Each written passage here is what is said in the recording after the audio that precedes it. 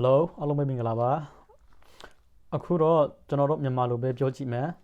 ဘာဖြစ်လို့လဲဆိုတော့ကျွန်တော် Facebook page မှာကျွန်တော်တို့ချင်းလိုနားမလဲတဲ့သူတွေရှိလို့ဒီကနေ့ကျွန်တော်ဗမာလိုပဲကျူဆောက်ပြီးပြောကြည့်မယ်အမှားပါခဲ့ရင်ဒီကနေ့ခုလိုပဲဖို့တောင်းဆိုချင်ပါတယ်ကျွန်တော်တို့မြန်မာ fighter ဂျော့ဆိုဗန်ရဲ့ဖွေးပြီးသုံးသက်ချက်နဲ့အနာဂတ်မှာသူဘလို့အခြေအနေရှိနိုင်မလဲဆိုတော့ကိုကျွန်တော်နည်းနည်းပြောကြည့်မယ်ဒီနေ့ UFC 313မှာကျွန်တော်တို့ van ရဲ့ဆွမ်းဆောင်ရည်ကိုကျွန်တော်တို့မြန်မာပြည်သက်တွေကမြင်ခဲ့ပြီးပါပြီကျွန်တော်တို့ Joshua က striker ပါအရင်တုန်းကသူထူးခဲ့ဖို့တဲ့ fighter တွေကိုကြည့်ရင်သူတို့က striker တွေပဲစူပီပြောလို့ရတယ်ဒါပေမဲ့သူတို့က ground လေးရတယ်ဒါပေမဲ့သူတို့ take down တွေကိုအရင်တုန်းက van က defend ကောင်းလုပ်ခဲ့တယ်ဒါပေမဲ့အခုဒီနေ့ဆူရူယာကground ကိုပဲအပြုတ်ပြီးကစားရတူဆိုတော့ကျွန်တော်တို့အရန်ဆူရင်ခဲ့တယ်ဒီနေ့မထူးခင်မှာကျွန်တော်အရန်စိတ်ပူခဲ့တယ်ဘာဖြစ်လို့ဆိုတော့ဆူရူယာကသူက ground ကိုပဲအပြုတ်ပြီးကစားရတူပြီးတော့ BJJ မှာလည်း black belt သူရခဲ့တယ်ပြီးတော့သူကဂျူရူခရာတေကိုလည်းသူတို့ရခဲ့တယ်လေအဲ့ဒါနဲ့သူကပြီးတော့သူက professional fighter ဘောကစေပွဲမှာတခါမှဆုံးပွဲမရှိဘူးဆိုတော့ကျွန်တော်အရန်ကိုပဲဆူရင်ခဲ့တယ်အရန်ကို van ကသူ့ရဲ့ take down ကို defend နိုင်ပါ့မလားဆိုပြီးအရန်ကျွန်တော်စိတ်ပူခဲ့တယ်ဒါမဲ့ဒီနေ့သူတို့တကယ်ထူတော့ van ကသူ့ရဲ့ take down တွေကိုလှလှပပနဲ့သူ take down တွေကို defend လုပ်ခဲ့တယ်အဲ့ဒါကို van ကသူ့ရဲ့ပြစ်တက်တွေကိုကျွန်တော်ဒီလိုဖြစ်တယ်ကျွန်တော် take down defend ဒီလိုအခြေအနေရှိတယ်ကျွန်တော် ground မှာဒီလိုရှိရဆိုတာကိုကျွန်တော်တို့ကိုတက်ပြတာဖြစ်ပါတယ်အဲ့ဒါအခု van က top 10ကနေ top 5 fighter တွေကိုလည်းသူကိုလည်းရှင်ထူဖို့သူကအတင်းဖြစ်နေပြီသူကိုလည်းရှင်ထူနိုင်တယ်သူတို့ take down ကိုလည်းသူ defend နိုင်ပါမယ်လို့ကျွန်တော်ယုံကြည်ပါတယ်ဒီနေ့ဆိုရယာနဲ့သူတို့ပွဲကြည့်တော့ van ကိုကျွန်တော်တို့ပြည်သက်တွေကလည်းသူ့ကိုပို့ပြီးတော့ယုံကြည်မှုဆွေးနွေးမယ်လို့ကျွန်တော်ထင်တယ်ဆိုရယာကဒီနေ့ round 1မှာလက်ခါငါခါလို့သူ take down လောက်ခဲ့တယ်ဒါပေမဲ့တခါမှမရဘူးဒါ van က take down တွေကို defend တွေကိုကောင်းဆုံး defend လုပ်ခဲ့တယ်ဒီနေ့ကျွန်တော်တို့မြင်တော့သူ့ကိုပူပြီး van ကိုပူပြီးယုံကြည်မှုရှိတယ်ပြာက take down မရတော့ရှင်ထူကြည့်တယ်ဂျော့ဆိုဗန်ကိုဘလို့မရှင်ထူလို့မရဘူးဆိုတာသူကြည့်တယ်အဲ့ဒါနဲ့ take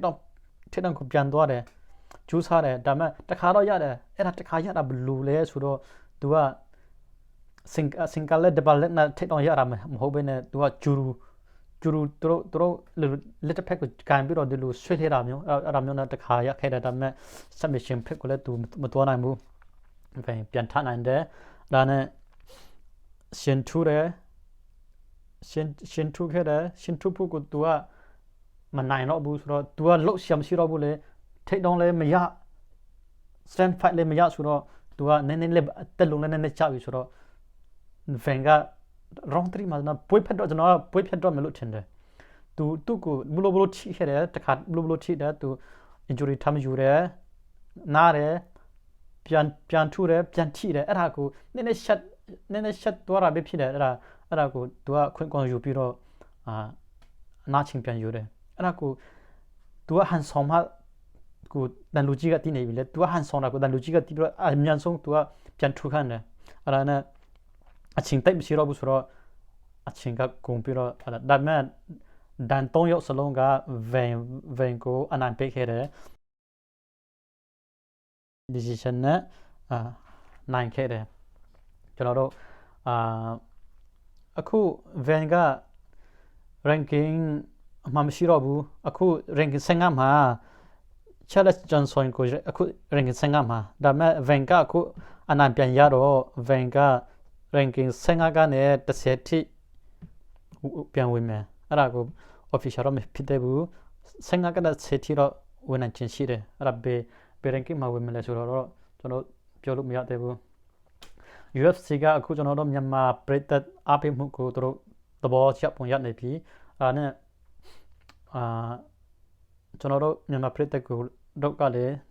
ကျွန်တော်တို့မြန်မာဖိုက်တာတို့ကိုအမြဲဆက်လက်ပြီးအပေးကြရအောင်One Championship မှာလည်းကျွန်တော်တို့မြန်မာဖိုက်တာအများကြီးရှိတယ်တို့ကိုလည်းရှုံးပြီးဖြစ်90%ကျွန်တော်တို့အမြဲတို့ကိုအပေးကြရအောင်ကျွန်တော်တို့ဖိုက်တာတွေကလည်းတို့ကျွန်တော်တို့ပြည်သက်အပေးမှုကိုတို့အရန်ခွန်အယူတယ်ကျွန်တော်ကြောဆိုben ဆိုရင်တော့သူရဲ့မြန်မာပြည်သက်တွေကိုအရန်ချစ်တယ်သူရဲ့ဘယ်လိုပြောမလဲသူကဗမာစကားတော့တိတ်မပြောတတ်ဘူးဒါပေမဲ့ဗမာစကားကိုပြောနိုင်အောင်ကြိုးစားပြီးပြောကြည့်တယ်အဲ့ဒါကိုကျွန်တော်တို့ပြည်သက်တွေကိုအရန်ချစ်တာကိုသူကတည်ပြလို့သူကမြင်စေချင်လို့အဲ့ဒါကိုသူကဗမာလူကိုလည်းအခုပြောကြည့်တယ်တင်ကြည့်တယ်အဲ့ဒါပြည်သက်တွေကိုအရန်ချစ်လို့ပြီးတော့နောက်ဆုံးမှာကျွန်တော် Facebook page ကိုလည်း like နဲ့ follow ကိုလုပ်ပေးပါလို့ဒီကနေ့တောင်းဆိုချင်ပါတယ်အားလုံးပဲ bye bye